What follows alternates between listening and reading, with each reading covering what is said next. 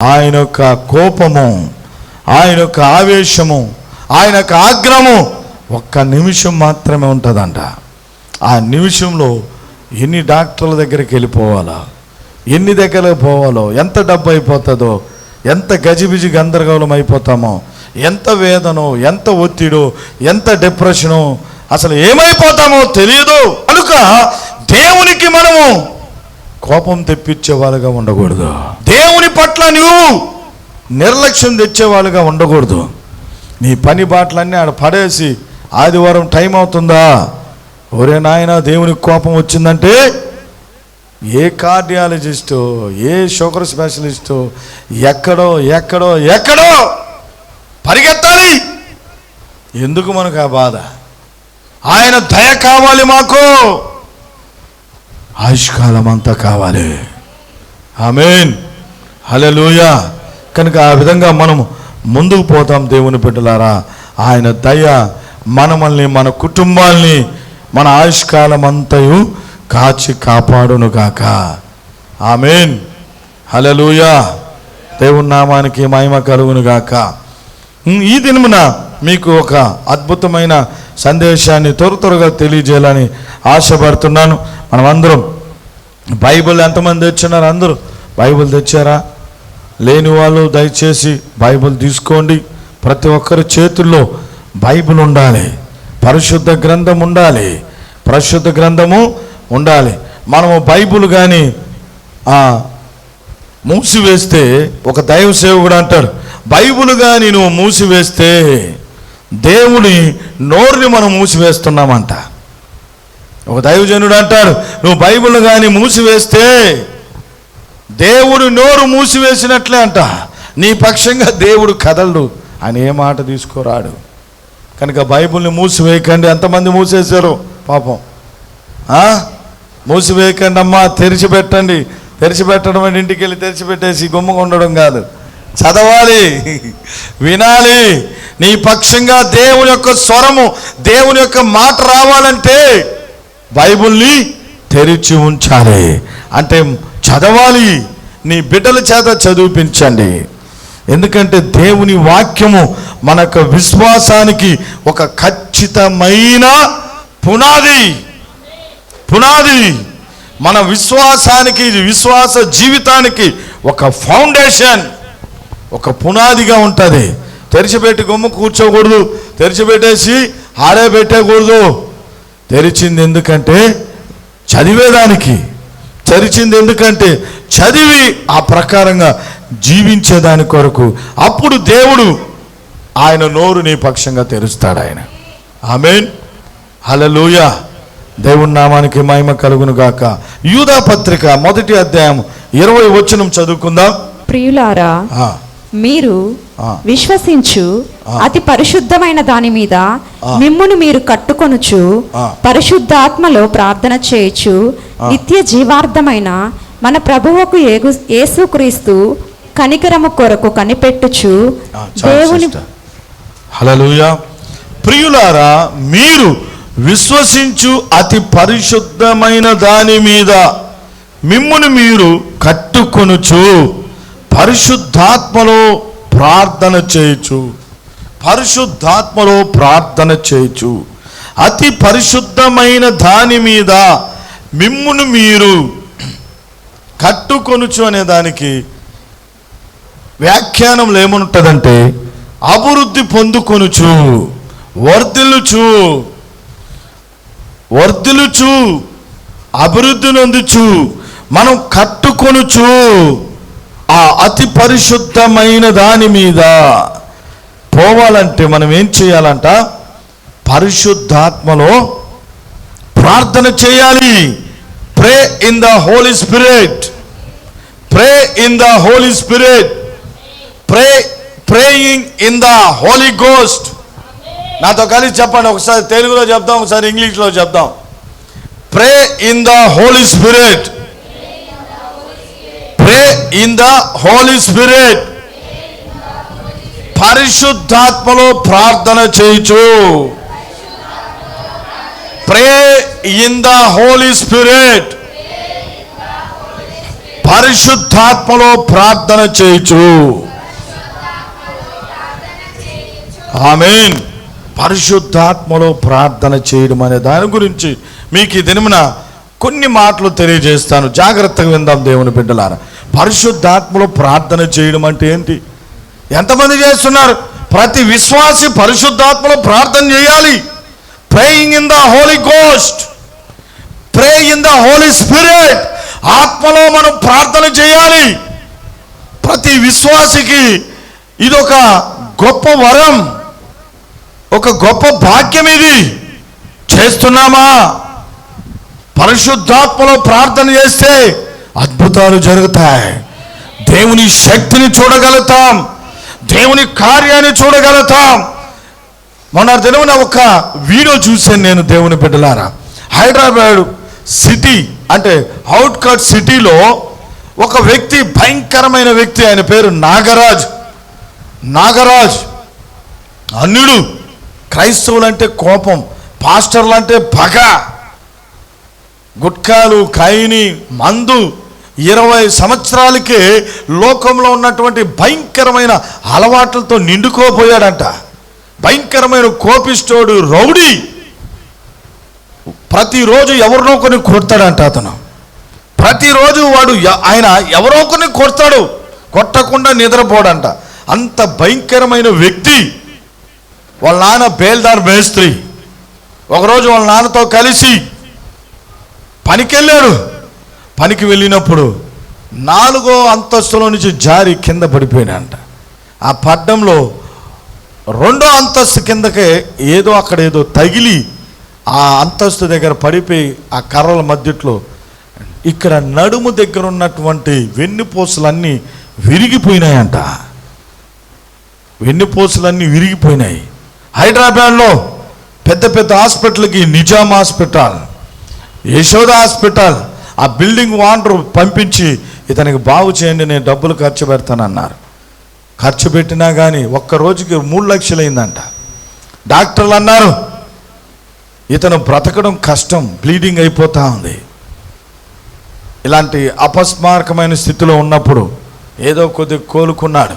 అతనికి ఒక వాటర్ బెడ్ని తయారు చేసి ఇచ్చారంట డాక్టర్లు. ఇలాంటి బెడ్ కావాలి నీకు అని. నడవలేడు, కూర్చోలేడు, పడుకొనే ఉండాలి. 1 to 2 అంతా వేరే వాళ్ళు చేయాలి, పరిచయం చేయాలి, వాళ్ళ తల్లి చేస్తూ ఉంది. అయినా కానీ అతనిలో ఈ విధమైనటువంటి ఆవేశము, ఇంకా మారు మనసు లేని స్థితి, ఇంకా ఈ ఘోరమైన స్థితి. ఎవరో కొన్ని పిలిపించుకునేది, ఆ గుట్కాలు ఆ కాయని వేసుకొని నవ్వుతూనే ఉన్నాడంట. మందు కూడా తెప్పించుకొని తాగుతూ ఉన్నాడు. దేవుని బిడ్డలు, దేవుని సేవకులు, ఆ చుట్టుపక్కల ఉన్న వాళ్ళు బాధపడి దయపడి వెళ్ళి ప్రార్థన చేస్తే, నాకేందండి మీరు ప్రార్థన చేశానని అలాంటి స్థితిలో ఉండి కూడా ఈ కోపిష్టోడు తిట్టాడంట. ఒక ఆయన పాస్టర్ గారు బైబిల్ ఇచ్చాడంట. బైబిల్ ఇస్తే ఆ బైబిల్ని పక్కన పడేశాడంట ఆయన.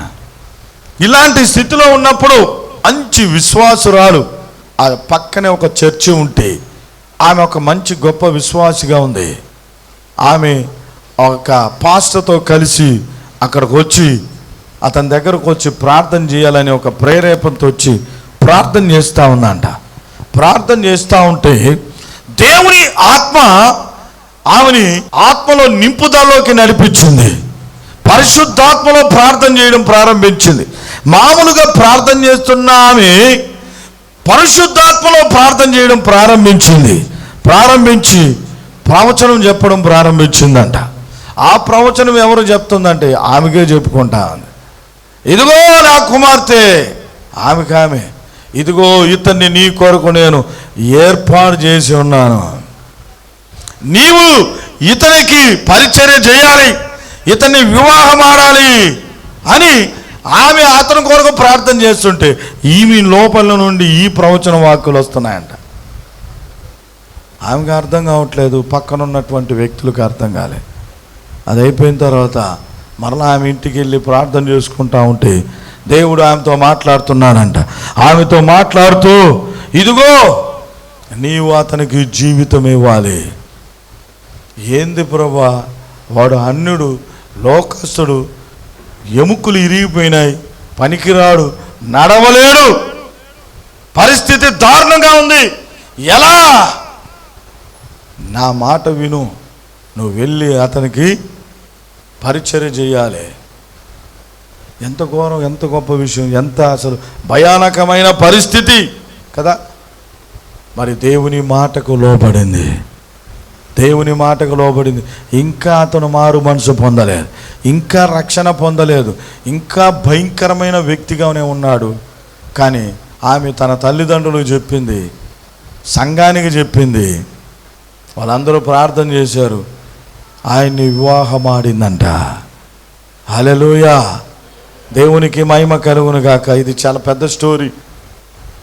ఇప్పుడు తర్వాత ఆయన కొన్ని దినాలకి ఆమె ప్రార్థన బట్టి, ప్రవర్తన బట్టి మారు మనసు పొంది ఇప్పుడు అద్భుతమైన పరిచర్య చేస్తూ ఉన్నారు వాళ్ళు. హల్లెలూయా, అద్భుతమైన పరిచర్యను వాళ్ళు మరి చేయడం ప్రారంభిస్తూ మరి హైదరాబాద్ ఆ ప్రాంతంలో గొప్పగా ఆమె మరి ఆయన స్టీవెన్ రాజు, నాగరాజు స్టీవెన్ రాజుగా అయిపోయాడు. వాళ్ళ పరిచర్య అంతా బాతులోళ్ళు, అరణ్య ప్రాంతంలో ఎక్కడైనా నిజంగా మహా తల్లి అనుకోవచ్చా. అటువంటి వ్యక్తిని పెళ్లి చేసుకోమని చేసుకోవడం ఎంత ఆశ్చర్యం కదా. అప్పటికి మారలా, భయంకరంగా ఉన్నాడు, చచ్చిపోయే స్థితిలో ఉన్నాడు. కానీ దేవుని ఆత్మతో నింపబడి, నేను ఎందుకు చెప్తున్నంటే పరిశుద్ధాత్మలో చేసిన ప్రార్థన ఆమె నమ్మి విని అంగీకరించి ఆమె జీవితాన్ని ఆయనకి అంకితం చేసింది. ఇప్పుడు వాళ్ళు సంఘాలు స్థాపించారు హైదరాబాద్ చుట్టుపక్కల అనేక ప్రాంతాల్లో. వాళ్ళు గొప్ప పరిచర్య చేస్తూ ఉన్నారు. కాళ్ళు లేవు ఆయనకి, వీల్ చైర్లోనే ఉన్నాడు. 2 పిల్లలు ఆయనకి, ఒక కొడుకు ఒక కూతురు ఉన్నాడు, దేవుడు ఇచ్చాడు. హల్లెలూయా, మీరు చూడొచ్చు. ఆయన Steven Raj, brother Steven Raj అని కొడితే మీరు వీడియో యూట్యూబ్లో చూడొచ్చు దేవుని బిడ్డలారా. హల్లెలూయా, ఎంతగా దేవుని ఆత్మకి సంధించింది. ఆమె వయసు 40-41 వయసు ఉంది, ఆయనకి 41-42 సంవత్సరాలు, ఆమెకి 40 సంవత్సరాలు. ఇప్పుడు 40 ప్రజెంట్, ఆయనకి 41. చిన్నవాళ్ళు ఇద్దరు. చూడండి, వీల్ చైర్లో ఆయన్ని వీడియోలో చూస్తూ ఉంటే ఆయన పడక మీద నుంచి ఆయన ఇట్లా పట్టుకొని ఎత్తుకొని పోతూ ఉంటారు. కాళ్ళు 2 పని చేయవు, అడుగు పెట్టి నిలబడలేడు. ఆయన పళ్ళు తోమేది అన్నీ ఎంతగా దేవుని ఆత్మకు లోబడింది ఆమె, లోబడింది. హల్లెలూయా, ఈ దినాల్లో కూడా ఎంతో గొప్ప మంది వ్యక్తులు ఉన్నారు. మనం అనుకుంటాం మన భక్తే చాలా గొప్పగా ఉంది అనుకుంటాం కదా. ఆ వాటర్ బెడ్ మీద పడిపోయి రక్తం కారుతూ ఉంటే వాడు ఆ టైంలో అతను గుట్కాలు వేసుకొని ఖైనీలు వేసుకొని మందు తాగుతుంటే ఆయన కొరకు ప్రార్థన చేసేదానికి పోయి ప్రార్థన చేస్తే ఆమె ద్వారా దేవుని ఆత్మ ఆమెని నింపి మాట్లాడిన మాటకి ఎంతగా విధేయత చూపిస్తే ఈరోజు వాళ్ళిద్దరూ కలిసి మన దేశమంతా సేవ చేస్తూ ఉన్నారు. హ్యాట్సాప్ కదా, ఎంత గొప్ప దేవుని మాటకి లోబడ్డం అంటే. మీరు చూడొచ్చు వీడియోలో చూడొచ్చు ఆయన అద్భుతమైన సాక్ష్యం, గొప్ప సాక్ష్యం. మనం అనుకుంటాం అది లేదు ఇది లేదని. పరిశుద్ధాత్మలో ప్రార్థన చేయడం అనేది చాలా ఇంపార్టెంట్ మనకు. చూడండి ఎంతగా ఆమె ఆయనకి ఎంతగా దేవుని మాటకు లోబడి ఒబే అయిపోయింది. ఇక్కడ చూడండి, ఇంకో వ్యక్తులను చూపిస్తాం మీకు. సంఘ సావాసం కావాలి. హల్లెలూయా, దేవుని వాక్యం మనకు కావాలి. దేవుని యొక్క నీడలో మనం ఉండాలి. బయట ఘోరాలు జరుగుతూ ఉన్నాయి. ఆమేన్. పరిశుద్ధాత్మలో ప్రార్థించడం అంటే ఏందో చెప్తారు ఎవరైనా త్వరగా? ఎలా ప్రార్థించడం అంటే, పరిశుద్ధాత్మలో ప్రార్థించడం అంటే ఏంటి?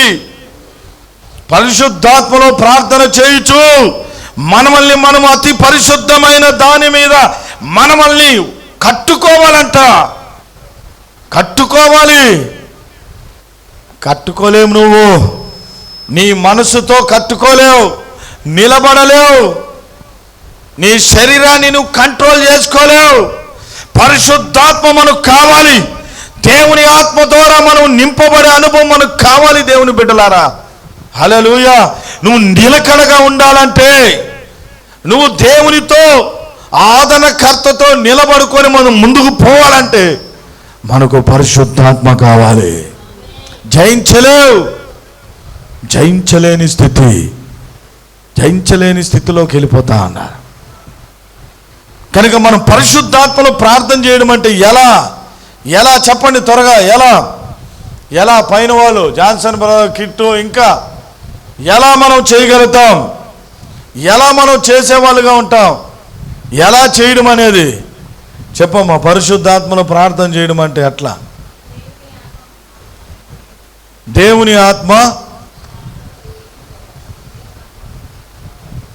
దేవుని ఆత్మతో ఏకాత్మగా మనము కలిసిపోవాలి. ఇంకా పరిశుద్ధాత్మ యొక్క సహాయం కావాలి. భాషలతో చేయడమా? రోమాపత్రిక 8:26 చెప్తున్నావా? ఓకే. మనం ఏ విధంగా ప్రార్థించాలో మనకు తెలియదు, కానీ ఆయన మనకు వచ్చి సహాయపడతాడు. ఉచ్చరింప శక్యము కాని మూలుగులతో ఆత్మే మన పక్షాన విజ్ఞాపన చేయుచున్నాడు. ఈ దినం ఈ పరిశుద్ధాత్మ గురించి మనము ఆత్మలో ప్రార్థన చేయడం అనే గురించి మీకు చెప్తా, జాగ్రత్త వినండి. ఎప్పుడైనా మీరు అలా చేశారేమో ఇప్పుడు గుర్తుకొస్తుంది. లేకపోతే ఈ విధమైన అనుభవంతో నువ్వు ముందుకు పోతే నీ జీవితము అందమైన పూలపాటగా మారిపోతుంది. అద్భుతాలు, దేవుని యొక్క శక్తిని మనము చూడగలుగుతాం. మనం హల్లెలూయా. పౌలు భక్తుడు అంటాడు, ఎఫెసీయులకు రాసిన పత్రిక 6వ అధ్యాయం 18వ వచనంలో చదువుకుందాం. 6వ అధ్యాయం 18వ వచనం. ఆత్మ వలన ప్రతి సమయమునందును ప్రతి విధమైన ప్రార్థనను విజ్ఞాపనమును చేయుచు ఆ విషయమైన సమస్త పరిశుద్ధుల నిమిత్తమును పూర్ణమైన పట్టుదలతో విజ్ఞాపన చేయుచు మెలకువగా ఉండుడి. ఆమేన్. ఆత్మ వలన ప్రతి సమయమందును ప్రతి విధమైన ప్రార్థన విజ్ఞాపన చేయుచు ఆ విషయమై సమస్త పరిశుద్ధుల నిమిత్తం. గుర్తుపెట్టుకోండి దేవుని బిడ్డలారా, పరిశుద్ధాత్మలో ప్రార్థన చేయడం అంటే ఎప్పుడు నీ కొరకే చేసుకునేది కాదు, నీ కొరకే ప్రార్థన చేసుకోవడం కాదు. పరిశుద్ధుల కొరకు విజ్ఞాపన చేయడం, సంఘం కొరకు, నశించిపోతున్న వారి కొరకు, నీ రక్త సంబంధికుల కొరకు, నీ బంధువుల కొరకు, నీ చుట్టుపక్కల వారి కొరకు ప్రార్థన చేయిస్తాడు పరిశుద్ధాత్మ దేవుడు. హల్లెలూయా. మన కొరకే ప్రార్థన చేసుకుంటా ఉండిపోవడం కాదు. చూడు, ఆమె ఆత్మలో ఎదిగిన ఆమె పరిశుద్ధాత్మలో నింపబడిన వ్యక్తి. ఆమెకి ఏం పట్టింది? ఆమె ఒక జాబ్ చేస్తుంది. ఆమె అంగన్వాడీ టీచర్ అంట. ఆమెకి కుటుంబం ఉంది, తోబుట్టువులు ఉన్నారు, బంధుమిత్రులు ఉన్నారు, ఏ లోపం లేని స్త్రీ. కానీ దేవుని ఆత్మతో నింపబడితే ఆమెకు ప్రేరేపణ వచ్చింది. ఆ వ్యక్తి దగ్గరకు పోయి, నేను నశించబోతున్నాడు, ఏదో ప్రార్థన చేసి వస్తామని ప్రార్థనతో పోయింది. ఒంటరిగా పోకుండా సంఘం వాళ్ళని తీసుకొని వెళ్ళింది, సహాయకులుగా తీసుకొని వెళ్ళి అక్కడ ప్రార్థన చేస్తుంటే ఆత్మలో నింపబడింది. ఆమె పరిశుద్ధాత్మతో ప్రార్థన చేస్తున్నప్పుడు దేవుని ఆత్మ ఆయన్ని దర్శించాడు, ప్రవచించడం ప్రారంభించింది. అక్కడే ఆయనకు చెప్పాల్సింది పోయి ఈమెకే వస్తా ఉంది, నా కుమార్తె, ఇదిగో నేను నా దాసుని ఏర్పాటు చేసుకొని ఉన్నాను. అరే, ఆయన ఏందబ్బా ఏర్పాటు చేసుకోరు? కుళ్ళిపోయిన స్థితిలో, ఎండిపోయిన స్థితిలో, మరణమైన స్థితిలో ఉన్న ఆ వ్యక్తిని దేవుడు ఎన్నుకున్నాడా? ఎంత ఆశ్చర్యం చూడండి. దేవుని ఆలోచనలు. ఇంట్లో వాళ్ళు ఒప్పుకుంటారా? బంధువులు ఒప్పుకోరా? సంఘస్థులు ఒప్పుకోలేదు. పోరాటం వచ్చినా నిలబడింది ఆ స్త్రీ, చేసుకునింది. ఈరోజు అద్భుతమైన పరిచయం చేస్తా ఉన్నారు. వాళ్ళు బిడ్డల్ని ఇచ్చాడు దేవుడు వారికి. హల్లెలూయా. హైదరాబాదులో వెలిగిపోతా ఉన్నారు చుట్టుపక్కల. చూసారా? దేవునికి లోబడే అనుభవం. ఎప్పుడు ఆత్మలో ఉండే ప్రార్థన ఏంటంటే ఇతరుల కొరకు చేసే ప్రార్థన. ఇతరుల కొరకు మనం, పరిశుద్ధుల కొరకు విజ్ఞాపన చేయడం, నీతిమంతుల కొరకు, తప్పిపోతున్న వారి కొరకు, రక్షణ లేని వారి కొరకు దేవుని ఆత్మ మన ద్వారా ఉండి నిన్ను ప్రేరేపిస్తా, ప్రార్థింపజేస్తా ఉంటాడు ఆయన. హల్లెలూయా! అది దేవుని ఆత్మలో ప్రార్థించడం. హల్లెలూయా! దేవునికి మహిమ కలుగును గాక. ప్రార్థన లేని స్థితి ఉండడం అంటే ముందుగానే మనము ఓడిపోవడంలో సమానమని పౌలు భక్తుడు ఎడ తెలియజేస్తా ఉన్నాడు. ప్రార్థన జీవితం అనేది లేకపోతే అసలు మనం ఓటమి అంగీకరించిన వాళ్ళమే. క్రైస్తవునికి ప్రార్థన లేకపోతే వాడు ఓడిపోయిన వాడు, ఆమె ఓడిపోయిన వ్యక్తి. కానీ విశ్వాసులు ప్రార్థన చేయడం చూస్తే, దేవుని యొక్క విశ్వాసులు, దేవుని బిడ్డలు ప్రార్థన చేయడం ప్రారంభించినప్పుడు సాతానుడు గజ గజ గజ వణికిపోతాడంట. హల్లెలూయా! రాత్రి 1:15 నాకు సడన్గా మెలకు వచ్చింది. గాఢ నిద్రలో ఉన్న మెలకు వచ్చింది. సరే మరి వాటర్ తాగే కూర్చుంటే నిద్ర పట్టట్లేదు. ఇంకేం చేయాలి? ప్రార్థన చేయడం ప్రారంభించా, వాక్యం చదవడం ప్రారంభించా. ఈ మాట నాకు గుర్తొస్తూ ఉంది. ఈ మాట గుర్తొచ్చి ప్రార్థన చేసుకుంటా ఉన్నా. అట్లా అలా అలా టైం చూస్తే 5 అయిపోయింది. అరే 5 అయిపోయింది, ఇంతసేపు 2, 3, 4 గంటల పైగా తెలియకుండానే వాక్యం చదువుకుంటూ ప్రార్థన చేసుకుంటూనే 4 అవర్స్ గడిపేశా.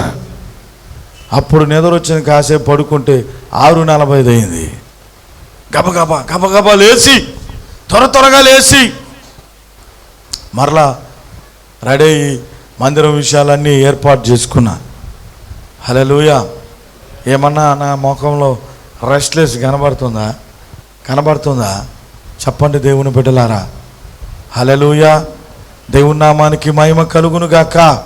ఆత్మలో ప్రార్థన చేయాలి. ఆత్మలో మనం ప్రార్థన చేసేవాళ్ళుగా ఉండాలి. ప్రార్థన లేని జీవితం ఓటమి. ఓడిపోయేవాడు ప్రార్థన లేని వాడిగా ఉంటాడు. ప్రార్థించేవాడు సాతానికి గజ తెప్పించేవాడుగా ఉంటారు. క్రైస్తవులు నిజమైన విశ్వాసి ఓటమిని అంగీకరించరు. ఏం పాస్టమ్మ గారు, పాస్టమ్మ దగ్గర నేను చూస్తూ ఉంటా, అసలు ఓటమిని అంగీకరించదేమే. ఓటమి అంగీకరించదు. ప్రార్థనా పరుడు ఓడిపోడు, ఓటమిని అంగీకరించడు, వెనక చూడడు, కృంగిపోయాడు, సొమ్మసిల్లిపోడు. సాతాను వెన్నులో గజగా వణుకును పుట్టించే వాళ్ళుగా ఉంటారు. హల్లెలూయా!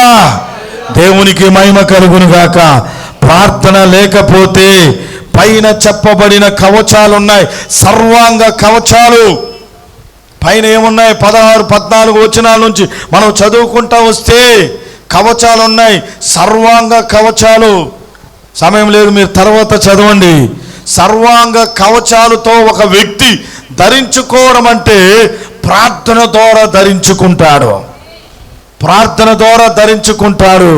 హల్లెలూయా! ప్రార్థనతో మనము దాన్ని ధరించుకుంటాం. ప్రార్థనతోనే దానిలో మనము నిలబడతామంట. ఎప్పుడైతే నువ్వు ఆత్మలో నింపబడి ఆత్మలో ప్రార్థన చేయడం ప్రారంభిస్తున్నప్పుడు ఆటోమేటిక్గా నువ్వు ఎలా అయిపోతావో తెలుసా? గుర్తుపెట్టుకోండి, సర్వాంగ కవచాలు నీకు అమర్చబడిపోతాయి. You are armour of God. సర్వాంగ కవచాలతో నువ్వు నింపబడి ఇలా నిలబడుకొని ఉంటావు. నీవే ఒక ఏంజల్లా కనబడతా ఉంటావు. సాతాను దూతలకి నీవు ఒక ఎలా ఉంటావు? ఏంజలుగా కనబడతా ఉంటా. హల్లెలూయా! నిన్ను చూసి వాడు పారిపోతాడా? నీ ఇంటిలో అడుగు పెట్టాడు, నీ ఇంటిలోకి వచ్చేదానికి వాడు గజ వణికిపోతాడు. దేవుని బిడ్డలారా, హల్లెలూయా! పైన సర్వాంగ కవచాలు ఉన్నాయి, చదవండి, తర్వాత ఉంటుంది. తలకి హెల్మెట్, కాళ్ళకు పాదాలకు రక్షణని, పాదాలకు మరి ఆత్మ ఖడ్గం, ఇవన్నీ రాయబడి ఉన్నాయి. ఎప్పుడైతే మనం ఆత్మలో నింపబడి, అసలు పరిశుద్ధాత్మ నింపుదల ఉంటే కదా, ఈ నింపుదల అనుభవం ఉంటే కదా, ఈ నింపుదల అనుభవం మనకు ఉంటే కదా. చెప్పండి, ఈ నింపుదల అనుభవం ఉన్నప్పుడు నువ్వు ఆత్మలో ప్రార్థించే వ్యక్తిగా మార్చబడతా. హల్లెలూయా. నువ్వు నోరు తెరుస్తూ ఉంటే జీవపు ఊట బయటకు వస్తూ ఉంటుంది, జీవపు ఊట బయటకు వస్తూ ఉంటుంది. హల్లెలూయా. ఎప్పుడు వర్ణించలేని మాటలు, ఎప్పుడు ఆ చెప్పలేని అద్భుతమైన మాటలు నీ నోటు నుండి ప్రార్థన చేస్తూ ఉంటే బయటకు వస్తూ ఉంటాయి. హల్లెలూయా. ప్రార్థన వదిలిపెట్టవు. దేవుని శక్తిని చూడగలుగుతాం. దేవుని బిడ్డలారా, దేవుని శక్తిని మనం చూడగలుగుతాం. చూడండి, రోమాపత్రిక 8వ అధ్యాయం 14వ వచనం చదివితే, ఎందరైతే దేవుని ఆత్మ చేత నడిపించబడతారో వారందరూ దేవుని కుమారులై ఉంటారంట. ఎవరుంటారు? దేవుని ఆత్మ చేతను నడిపించబడాలి. దేవుని ఆత్మ చేత నడిపించబడుతున్నామా మనము? చెప్పండి, ఎవరి చేత నడిపించబడుతున్నావు? నీ బిడ్డల చేత నడిపించబడుతున్నావా? ఎవరైనా వ్యక్తులు చెప్తే నడిపించబడుతున్నావా? ఎవరి చేత నడిపించబడుతున్నాం? మనం దేవుని ఆత్మ చేత నడిపించబడితే దేవుని కుమారులు అంట. దేవుని కుమారులైతే కుమారులు వారసులైపోతారు. కుమారులుగా మనం అయినప్పుడు వారసులుగా మార్చబడిపోతాం మనము. హల్లెలూయా. అర్థమవుతుందా నా మాటలు? దేవుని ఆత్మ చేత మనము నడిపించబడాలి. దేవుని ఆత్మ చేత మనము నడిపించబడాలంటే ఆత్మతో నింపబడాలి. ఆత్మతో మనము నింపబడాలి. అసలు పరిశుద్ధాత్మ సంగతులే తెలియట్లేదు కదా. పరిశుద్ధాత్మ అనుభవం మనకు లేకుండా పోతుంది విశ్వాసికి. ఒక క్రైస్తవ కుటుంబంలో పుట్టిన వాళ్ళందరూ ఆత్మచేత నింపబడిన వాళ్ళేనా? చెప్పండి, ఆత్మచేత నింపబడిన వాళ్ళేనా? పాస్టర్గా నేనున్నాను, నా పిల్లలు పుట్టినప్పటి నుంచి ఆత్మచేత నింపబడిన వ్యక్తులేనా? అవునా? చెప్పండి. వాళ్ళకి మారు మనసు వద్దా? వాళ్ళకి విశ్వాసము వద్దా? ఆత్మతో నింపబడే అనుభవం వద్దా? కావాలి. ఇదనాలు అందరూ ఏమనుకుంటారు, క్రైస్తవ కుటుంబాలు పుట్టేస్తే వాళ్ళకేమి పరిశుద్ధాత్మతో నింపబడిపోయారు అనుకుంటున్నారు. కాదు, ప్రతి ఒక్కరికి పరిశుద్ధాత్మ నింపబడే అనుభవం కావాలి.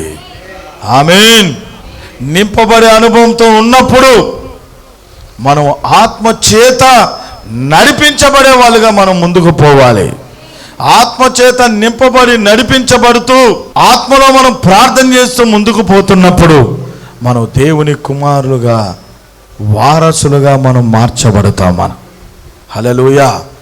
విశ్వసించిన వారందరూ దేవుని కుమారులు అయిపోతారా? చెప్పండి. విశ్వసించడం వేరు, మారు మనసు పొందడం వేరు, పరిశుద్ధాత్మను పొందుకోవడం వేరు. విశ్వసించడం ఒక వంతు, మారు మనసు పొందడం ఒక వంతు, పరిశుద్ధాత్మను పొందడం ఒక వంతు. ఇప్పుడు క్రైస్తవ కుటుంబంలో పుట్టిన వాళ్ళందరూ విశ్వాసం ఉంచిన వాళ్ళే, కానీ వాళ్ళకి మారు మనసు ఉండదు. మారు మనసు లేని వాళ్ళు ఉన్నారు, మందుబాబులు ఉన్నారు, తిరుగుబోతులు ఉన్నారు, అసలు మందిరంకే రారు, రక్షణే ఉండదు, కానీ విశ్వాసం ఉంచుతారు. యేసు ప్రభువే దేవుడు, యేసు ప్రభువే దేవుడు. అవునా కాదా? ఏమ్మా, ఎంతమంది క్రైస్తవ కుటుంబాలు ఉన్నారు యేసు ప్రభు దేవుడు అని నమ్ముతారు. కూటం పెడితే కూటంలో లాస్ట్ అయినా వచ్చి ప్రార్థించుకుంటారు, కానీ వాళ్ళకి మారు మనసు అనుభవం లేదు, రక్షణ అనుభవం లేదు. ఇంకొంతమందికి పరిశుద్ధాత్మ అనుభవం లేదు, పరిశుద్ధాత్మను పొందుకున్న అనుభవం లేదు. కనుక అర్థం చేసుకోండి, ఆత్మచేత నడిపించబడే అనుభవం ఒక విశ్వాసికి చాలా ఇంపార్టెంట్ అయింది. చాలా వెరీ వెరీ ఇంపార్టెంట్. నువ్వు ఆత్మచేత నడిపించే అనుభవం కావాలన్నప్పుడు ఆత్మచేత నింపబడే అనుభవం మనకు కావాలి. హల్లెలూయా. చూడండి, యోహాను సువార్త 14వ అధ్యాయము 16, 17 వచనం మనం చదువుదాం. నేను ముగిచ్చేస్తాను. యోహాను సువార్త 14వ అధ్యాయం 16, 17 వచనం చదువుదాం. నేను తండ్రిని వేడుకొందును, మీ యొద్ద ఎల్లప్పుడూ నుండుటకై ఆయన వేరొక ఆదరణకర్తను అనగా సత్య స్వరూపియగు ఆత్మను మీకు అనుగ్రహించును. లోకము ఆయనను చూడదు, ఆయనను ఎరుగదు గనుక ఆయనను పొందనేరదు. మీరు ఆయనను ఎరుగుదురు, ఆయన మీతో కూడా నివసించును, మీలో ఉండును. ఆమేన్. చూడండి, లోకమాయనను చూడదు, లోకమాయనను ఎరుగదు కనుక లోకమాయనను పొందనేరదు. లోకమాయన గురించి తెలియదు, లోకమాయని ఎరుగరు కనుక ఆయన్ని పొందలేరు. మీరైతే ఎరిగి ఉన్నారు, మీరు పొంది ఉన్నారు, మీతో కూడా ఆయన ఉంటాడు, మీలో ఉంటాడు. గమనిస్తున్నామా? పరిశుద్ధాత్మను ఆదరణకర్తగా దేవుడు మనకు ఒక ఆదరణకర్తను పంపించున్నాడు.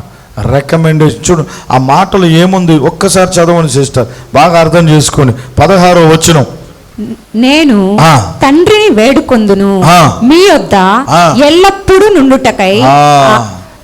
మీ యొద్ద ఎల్లప్పుడూ ఉండుటకై వేరొక ఆదరణకర్త అనగా పరిశుద్ధాత్మ దేవుడు. పరిశుద్ధాత్మ దేవుడు విశ్వసించినంత మాత్రము పరిశుద్ధాత్మ దేవుడు మన యొద్దకు వచ్చేస్తాడా? చెప్పండి. ఇప్పుడు అందరి దగ్గరికి పరిశుద్ధాత్మ దేవుడు వచ్చేసి ఉన్నట్లేనా? పొందుకోవాలి. మనం దేవుని ఆత్మను అడిగి పొందుకోవాలి. పొందుకున్న వాళ్ళు చూడండి ఎలా ఉంటారో, వాళ్ళ ఉద్దేశాలు ఎలా ఉంటాయి, వాళ్ళ నడిపింపు ఎలా ఉంటుందో, దేవుని వైపు, దేవుని విషయాల వైపు, మందిరం వైపు వాళ్ళు ఎంత ఆసక్తి కలిగి ఉండి మంట కలిగి పరిగెత్తుతూ ఉంటారు. హల్లెలూయా. కనుక ఆత్మలో ప్రార్థించడం అంటే ఏదో మన గురించి మనమే చేసుకోవడం. ప్రతి సమయమందు నిన్ను లేపుతాడు. నేను ఇంతకుముందు చెప్పాను పరిశుద్ధాత్మ బాప్తిసం గురించి. పరిశుద్ధాత్మ దేవుడు నిన్ను లేపుతాడు. నువ్వు ఆయన హ్యాండ్ ఓవర్లో ఉంటే, నువ్వు ఆయన మాట వింటా ఉంటే, నువ్వు ఆయన మాట వింటంటే నిన్ను ఆయన తట్టి లేపి ప్రార్థన చేయమంటాడు. ప్రార్థన చేయి. ఇదిగో నీ పిల్లల కొరకు ప్రార్థన చేయి, నీ భర్త కొరకు ప్రార్థన చేయి. ఇదిగో ఈ ఇంటి చుట్టూ ఏదో, ఈ ఏరియాలో ఏదో జరగబోతుంది, ప్రార్థన చేయి. భాషలతో చేయి, ఆత్మలో ప్రార్థన చేయి, స్తుతించు, వాక్యం చదువు. ఏదో నీకు ఆయన తెలియజేస్తూ నిన్ను ప్రార్థనలో లేపుతా ఉంటాడు. ఏదో అపాయము, కీడు, మరణము, వ్యతిరేకత, వాటి నుండి నిన్ను తప్పించేదాని కొరకు. ఆమేన్. హల్లెలూయా. దేవునికి మహిమ కలుగును గాక. కనుక దేవుని సంగమా, దేవుని బిడ్డలారా, మనము ఈ దినాల్లో పరిశుద్ధాత్మలో ప్రార్థించే వ్యక్తులుగా మార్చబడాలి. ఆత్మతో నింపబడే అనుభవంలో మనం ఉండాలి. ఆత్మతో నింపబడుతూ మనము పరిశుద్ధాత్మలో ప్రార్థించే వాళ్ళుగా ముందుకు పోవాలి. అడగాలి దేవుణ్ణి, నన్ను నీ ఆత్మతో నింపు. ప్రార్థనలో కూర్చొని, ప్రభువా నన్ను నీ ఆత్మతో నింపి నాయన, నీ ఆత్మలో ప్రార్థించే వ్యక్తిగా నన్ను మార్చు అని మనం అడుగుతా ఉన్నప్పుడు, అడిగినప్పుడు దేవుడు తప్పకుండా సహాయం చేస్తాడు ఆయన. హల్లెలూయా. హల్లెలూయా. ఇంకో మాట చెప్పి నేను ముగిచ్చేస్తాను దేవుని బిడ్డలారా. 1 కొరింథీయులకు రాసిన పత్రిక 14వ అధ్యాయం 14, 15 వచనాలు చదువుకుందాం. చాలా మందికి ఒక డౌట్ ఉంటుంది. ఆ డౌట్ ఇక్కడ మనం క్లారిఫై చేసుకుందాం. 1 కొరింథీయులకు రాసిన పత్రిక 14వ అధ్యాయం 14, 15 వచనం చదువుదాం. నేను భాషతో ప్రార్థన చేసిన ఎడల నా ఆత్మ ప్రార్థన చేయును గాని నా మనస్సు ఫలవంతముగా ఉండదు. కాబట్టి ఆత్మతో ప్రార్థన చేతును, మనస్సుతోనూ ప్రార్థన చేతును. నేను భాషతో ప్రార్థన చేస్తే నా ఆత్మ ఏమంటున్నాడు పౌలు భక్తుడు? నా ఆత్మ అంటున్నాడా, దేవుని ఆత్మ అంటున్నాడా? చెప్పండి. ఇంకోసారి చదవండి సిస్టర్. భాషతో ప్రార్థన చేసిన ఎడల నా ఆత్మ ప్రార్థన చేయును గాని నా మనస్సు ఫలవంతముగా ఉండదు. నేను భాషలతో ప్రార్థన చేస్తే నా ఆత్మ ప్రార్థన చేస్తా ఉంది. బాగా గుర్తుపెట్టుకోండి, లోపల నీ ఆత్మ ప్రార్థన చేస్తుంది. నువ్వు ఎప్పుడైతే టంగ్స్ ప్రేయర్ చేస్తావో, భాషల ప్రార్థన చేస్తావో, అప్పుడు ఏం జరుగుతుందంటే లోపల ఉన్న నీ ఇన్నర్ మ్యాన్, నీ అంతరంగ పురుషుడు, నీలో ఉన్నటువంటి నిజమైన మనిషి, మనకు కనిపించే మనిషి ఇది మట్టి, ఇది లోపల ఇన్నర్ మ్యాన్ ఉన్నాడు, అసలు సిసలైన వ్యక్తి, అంతరంగ పురుషుడు. అంతరంగ పురుషుడు ఏమవుతాడంటే ఆయన ప్రార్థన చేస్తూ ఉంటాడంట. ఆయన ప్రార్థన చేస్తూ ఉంటాడు, దేవుని ఆత్మ కాదు. నువ్వు భాషలతో మాట్లాడుతున్నప్పుడు లోపల ఏం జరుగుతుందంటే నీ ఆత్మ ప్రార్థన చేయడం ప్రారంభిస్తుంది. నువ్వు ఆత్మల లోకంలో చూడడం ప్రారంభిస్తావు. ఆత్మలో నువ్వు వివేచించే వ్యక్తిగా ఆత్మలో నువ్వు చూడడం ప్రారంభిస్తూ ఉంటావు. నీ ఆత్మ నేత్రాలు తెరవబడతాయి, నీ ఇన్నర్ ఐస్ తెరవబడి, అందుకే ఎలీషా అన్నాడు, యెహోవా వీని నేత్రాలు తెరిపించు అన్నాడు. అంటే అంతరంగ నేత్రాలు తెరవబడ్డాయి. అప్పుడు చూసినప్పుడు ఏమైందంటే అక్కడ ఎలీషా చుట్టూ ఎవరున్నారు? సిరియా సైన్యం ఉంది. ఆ సిరియా సైన్యం అంతా ఎవరున్నారు? అగ్ని రథాలతో నిండుకొని ఉన్నటువంటి పరలోక సైన్యం కనబడతా ఉంది. హల్లెలూయా. అందుకే భాషలు మాట్లాడాలి మనం. భాషల్లో నువ్వు ప్రార్థన చేస్తూ ఉంటే నీ ఆత్మ వివేచించడం ప్రారంభిస్తుంది, నీ ఆత్మ నేత్రాలు తెరవబడుతూ ఉంటుంది, నీ ఆత్మకి స్వరం వినబడతా ఉంటుంది, దేవుడు చెప్పే మాటలు వినబడతా ఉంటుంది, దేవుడు చెప్పే మాటలు నీ ఆత్మకి వినబడతా ఉంటుంది. హల్లెలూయా. మనస్సు అనేది శరీరంలో ఉంటుంది. మనస్సుతో నేను ప్రార్థిస్తును, ఆత్మతోనూ నేను ప్రార్థించేదను. అర్థమవుతుందా? ఆత్మతో ప్రార్థించడం, భాషలతో మనం ఎప్పుడైతే ప్రార్థన చేస్తున్నామో నీ ఆత్మ ప్రార్థన చేస్తుంది. హల్లెలూయా. నేను కాదు చెప్తున్నాను, అక్కడ బైబిల్లో స్పష్టంగా పౌలు భక్తుడు చెప్తా ఉన్నాడు, భాషలతో మాట్లాడాలా. భాషలతో నువ్వు మాట్లాడుతూ ఉంటే నీ ఆత్మ అగ్నిగా మారిపోతూ ఉంటుంది, నీ ఆత్మ నేత్రాలు తెరవబడతా ఉంటాయి. నీ ఆత్మ నేత్రాలతో నీ ఇంటిని సీసీ కెమెరాగా చూస్తూ ఉండొచ్చు నువ్వు. హల్లెలూయా. నీ ఇంటిని నువ్వు ఉన్న ఒక్క దగ్గర నీకు ఆత్మలో నువ్వు చూస్తూ ఉంటావు, ఎక్స్రే లాగా చూస్తూ ఉంటావు, ఒక సిటీ స్కాన్ లాగా నీ నేత్రాలు చూడబడతా ఉంటాయి. ఇలాంటి అనుభవాలు క్రైస్తవులకి కావాలి ఈ దినాల్లో. చిన్న చిన్న అనుభవాలు. పరలోకమందున్న మా తండ్రి, మీ నామం పరిశుద్ధపరచబడిన నానాటికి మాకు అన్నాన్ని ఇవ్వండి, కూరలు ఇవ్వండి, రొట్టెలు ఇవ్వండి అనుకుంటా ఉంటే ఎప్పుడయ్యా నేత్రాలు తెరవబడతాయి? హల్లెలూయా. దేవునికి మహిమ కలుగును గాక. నీ నేత్రాలు తెరవబడతాయి. చూడండి, కొరింథీ రాసిన పత్రిక 2వ అధ్యాయం 2వ పత్రిక 4:4 రాయబడింది, ఈ యుగ సంబంధమైన దేవత వారి మనోనేత్రాల్ని మూసేసింది. మూయబడింది. వాడికి తెలియదు దేవుడు అంటే ఏందో, సత్యం అంటే తెలియదు. హల్లెలూయా. తెలియదు. మూయబడింది కాబట్టి కదా భర్తను చంపుకునింది ఆ పిచ్చిది. అందమైన భర్తను చంపుకొని కోతి మొహం వేసుకొని కోతిలాగా జుట్టు పెట్టుకున్న వాడితో తిరగతా ఉంది. జైలు పాలయ్యారు. అవునా కాదా? మూయబడింది అంతరంగ నేత్రాలు. నగ్నముతో ఒకడు ఉంటే వాని చుట్టూ లేడీస్ తిరగతా ఉన్నారు. దేవుడని ఎక్కడ పోయింది నేత్ర? దేవుడు నగ్నంతో ఉంటాడు. బట్టలన్నీ ఇప్పేస్తే ఎవరు ఏమంటారు? వాడిని పిచ్చోడు అంటారా, ఏమంటారా? చెప్పండి మీరే.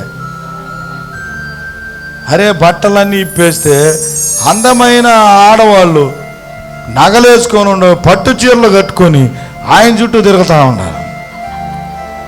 ఎంత ఘోరం అమ్మా! ఇంకా ఇలాంటివి చెప్తా పోతే ఎంత ఘోరం చెప్పనా? ఎంత ఘోరం! నేత్రాలు మూయబడ్డాయి, మనోనేత్రాలు మూయబడ్డాయి.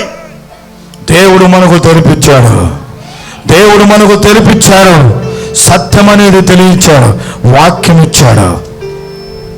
బుచ్ విల్మోర్ నలుగురిలో ఆస్ట్రోనాట్లో ఆయన ప్రార్థన చేశాడు. సునీతా విలియమ్స్ పక్కన ఉన్నాడు.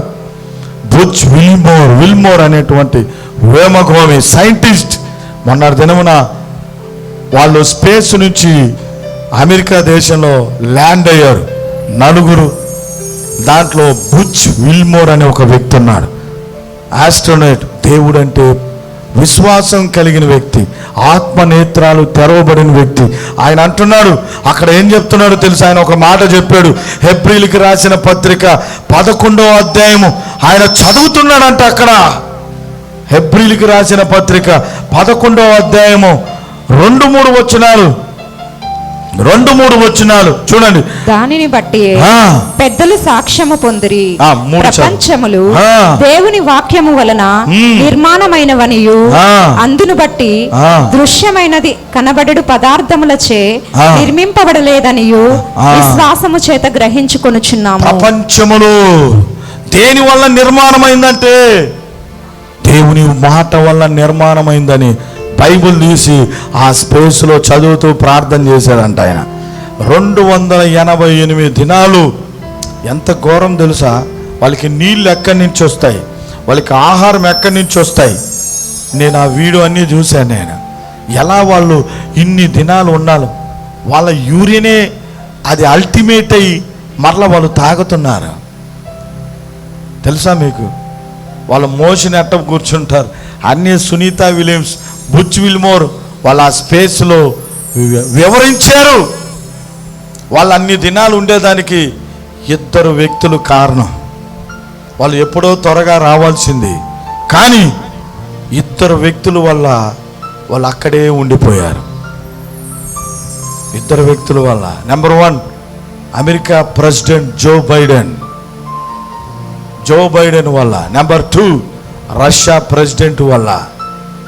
వాళ్ళు అంతకాలం ఉండాల్సింది, ఎప్పుడో వచ్చేయాల్సిన వాళ్ళు. బైడెన్ ఎలన్ మాస్క్ సహాయం కోరాలంటే, ఎలన్ మాస్క్ అంటే స్పేస్ షిప్లు తయారు చేసేవాడు. మోటార్ సైకిల్ లాగా, కారు లాగా తయారు చేసే స్పేస్ షిప్లు తయారు చేసి పంపిస్తాడు ఆయన. అతని దగ్గర వెళ్ళి అడిగేదానికి ఈయనకి నామోష్. ఎందుకంటే ఆయన ట్రంప్ మనిషి అని అడగకుండా నామోష్తో వదిలిపెట్టాడు. కానీ బుచ్ విల్మోర్ ప్రార్థన బట్టి ఇన్ని దినాలు కాపాడబడి వాళ్ళు క్షేమంగా దిగొచ్చారు. హల్లెలూయా. సునీతా విలియమ్స్ కాదు కారణం, బుచ్ విల్మోర్ ఉన్నాడు అక్కడ. ఆయన ఈ మాటని పదే ధ్యానం చేశాడంట. ప్రపంచములు దేవుని వాక్యం వల్ల నిర్మాణమైంది. ప్రపంచములు ఎంత కష్టమో తెలుసా? వాళ్ళ యూరిన్ వాళ్ళే తాగారు. ఎంగిలి ఊస్తే అక్కడే ఉండిపోద్ది. స్పేస్లో గ్రావిటీ పవర్ ఉండదు. గ్రావిటీ అంటే గురుత్వాకర్షణ శక్తి ఉండదు. ఈ వస్తువు మనం ఇట పైకి వేస్తే కింద పడిపోతుంది, కానీ అక్కడ వేస్తే పడిపోదు, గాల్లో తేలుతూ ఉంటుంది. గురుత్వాకర్షణ శక్తి ఉండదు. దానిని ఇంగ్లీష్లో ఏమంటారంటే గ్రావిటీ పవర్ అంట. గ్రావిటీ శక్తి లేదు అక్కడ, శూన్యం. అన్ని దినాలు బ్రతికారంటే కేవలము దేవుని కృప అని చెప్పుకుంటూ సంతోషంతో వచ్చాడు ఆయన. నిజమైన దేవుడు యేసు ప్రభువుని అంగీకరించాడు.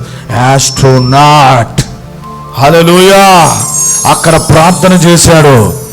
వ్యోమగామి ఆ స్పేస్లో ప్రార్థన చేశాడు. ఆ స్పేస్లో ఆ స్పేస్ షిప్ అక్కడి నుంచి ఆ ఆకాశ మండలం నుంచి ఎంత స్పీడ్లో వస్తుందో తెలుసా? ఎంత స్పీడ్లో?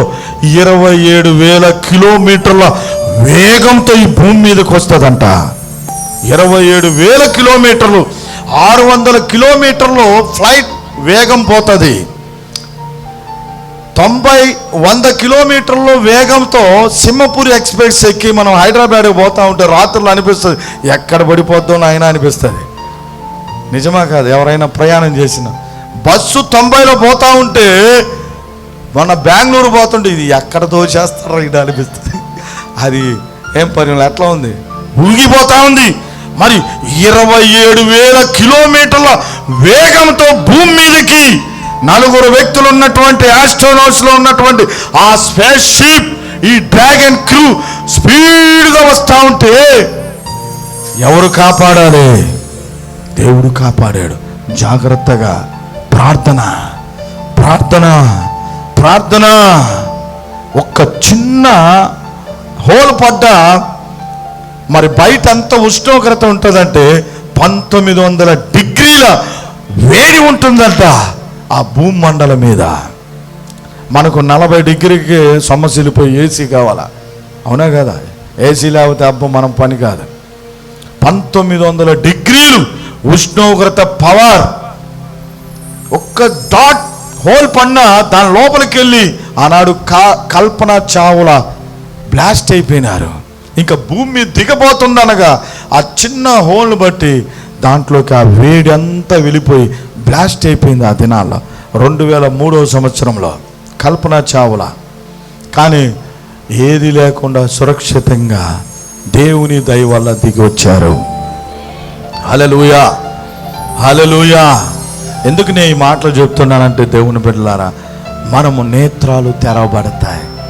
భాషలతో ప్రార్థించండి, నీ నేత్రాలు తెరవబడతాయి.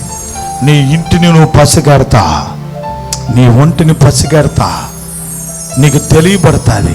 స్పర్శ, దేవుని ఉనికిను నీ ఆత్మకు తెలియబడుతుంది. భాషతో ప్రార్థన చేయవాడు నా ఆత్మతో నేను ప్రార్థిస్తున్నానన్నాడు.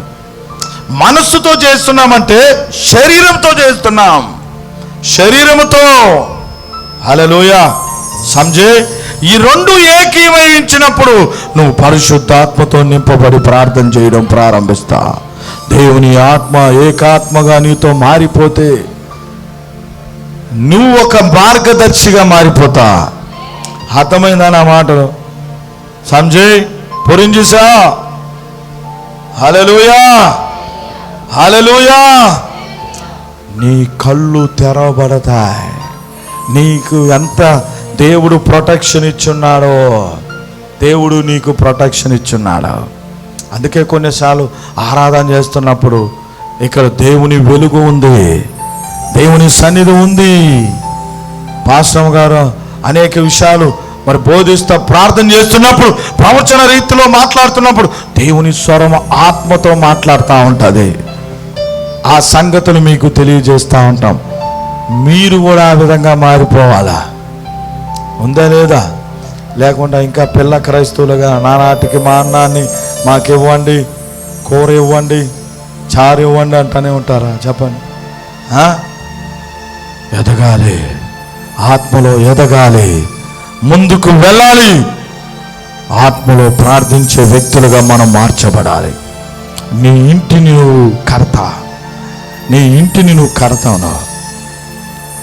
నీవు ఒక సూపర్ నేషనల్ ఆ గ్రావిటీలోకి వెళ్ళిపోతాను. హల్లెలూయా.